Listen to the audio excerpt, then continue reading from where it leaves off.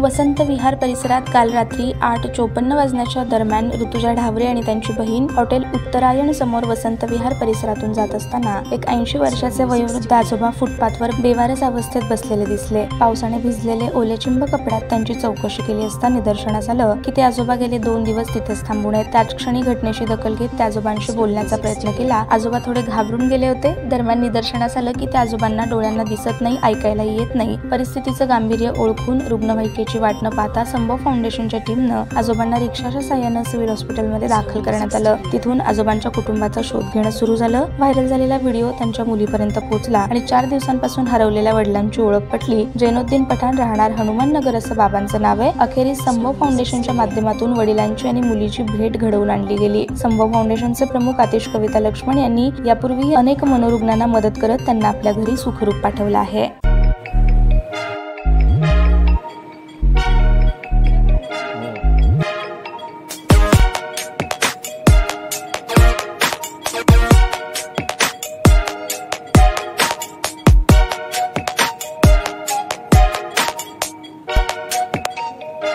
सोलापूर शहरातील सुप्रसिद्ध हॉस्पिटल म्हणजे सेंट्रल मल्टी स्पेशालिटी हॉस्पिटल मागील अनेक वर्षापासून सेवा बजावत आहे। 24 तास इमर्जन्सी सर्व्हिस, मॉडर्न टेक्नॉलॉजी, अनुभवी डॉक्टर्स तसेच अत्याधुनिक तंत्रज्ञान सुविधांनी सुसज्ज स्त्रीरोग प्रसूती विभाग, ऑर्थोपेडिक विभाग, मेडिकल विभाग आणि इतर एकमेव नाव म्हणजे सेंट्रल मल्टी स्पेशालिटी हॉस्पिटल। पत्ता गणेशपेठ शॉपिंग सेंटर, मंगळवार बाजार, सोलापूर।